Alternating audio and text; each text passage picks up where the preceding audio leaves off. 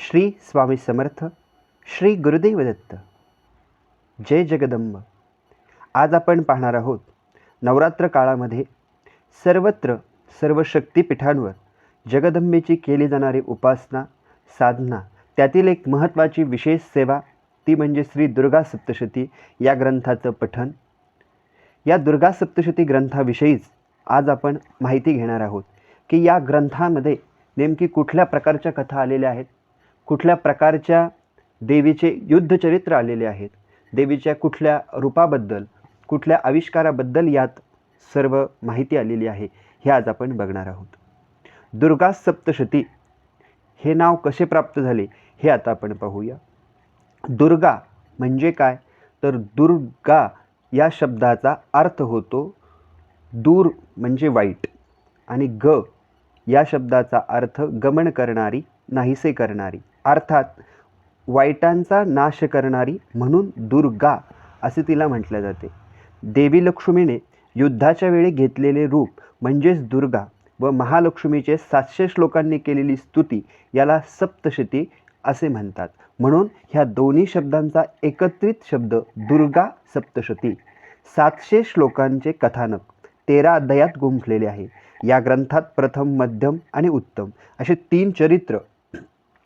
मुख्य विशेष युद्ध हाच या तिन्ही चरित्राचा आहे. श्री महाकाली, महालक्ष्मी व महासरस्वती या देवतांच्या चरित्राच्या या ठिकाणी आख्यायिका गायल्या गेलेल्या आहेत. या शक्ती देवतांना अचाट पराक्रम करून मधुकैटभ, महिषासूर, शुंभानिशुंभ, चंडमुंड, रक्तबीज अशा महादैत्यांचा वध केलेला आहे. त्यांच्या शौर्याची वर्णनं या अध्यायातून आलेली आहेत.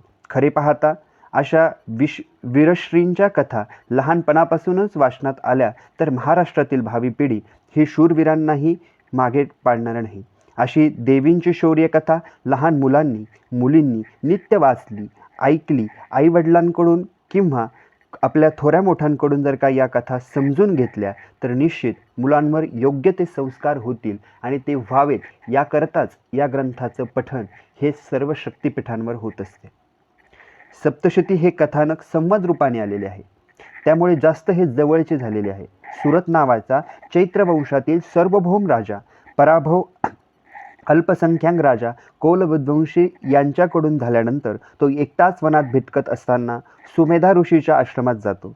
त्याचवेळी त्याची भार्या, पुत्र त्यांनी टाकलेल्या समाधी नावाचा वैश्य तेथे येतो. त्यावेळी सुमेधा ऋषी त्या दोघांनाही मार्कंडेय ऋषींनी ग्रंथित केलेल्या दुर्गादेवीचे कथानक सांगतात.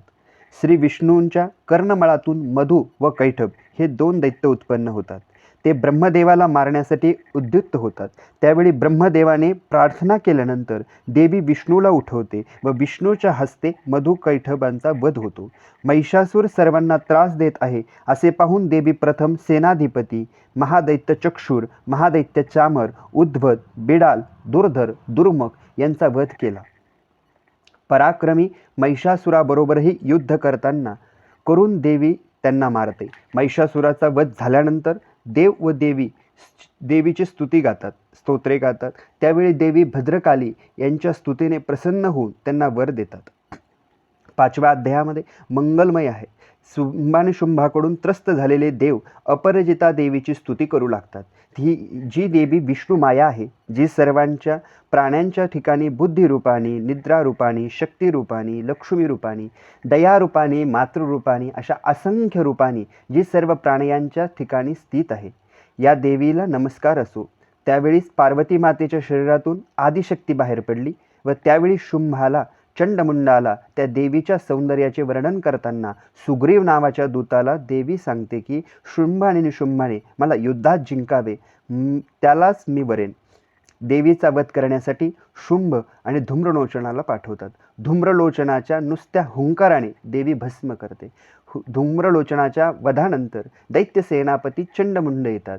चामुंडा देवी त्यांचा वध करते. त्यानंतर कालकेय, दौर्य, मौर्य, कालकेय या पराक्रमी दैत्यांचा ती वध करते.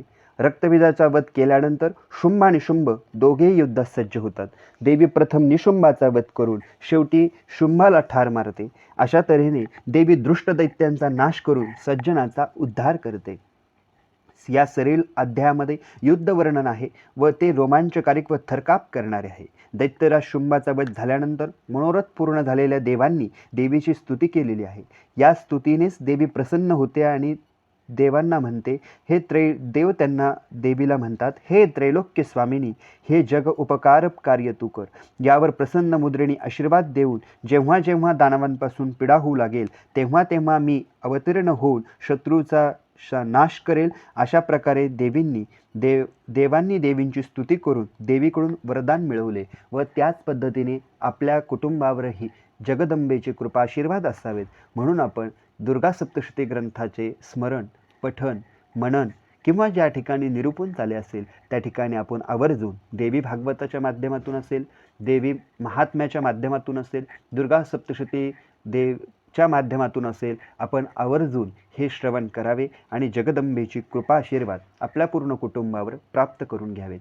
आपल्या कुटुंबातील सर्व अडकलेले काम मार्गी लावण्याचे काम आपली कुलस्वामिनी जगदंबा भगवती करत असते. म्हणून आपण सर्वांनी अनन्य भावे या नवरात्र काळात तिला शरण जाऊन तिच्या चरणाला विनंती करू की आम्हाला सुख, समृद्धी, ऐश्वर आमच्या गावात ऐक्य नांदू दे, तुझे कृपाशीर्वाद आम्हा सर्व भारतवासियांवर असू दे, अशी विनंती आपण जगदंबेच्या चरणाला करू आणि झालेली सेवा या जगदंबेच्या चरणी अर्पण करू. श्री स्वामी समर्थ. श्री गुरुदेव दत्त. जय जगदंबा.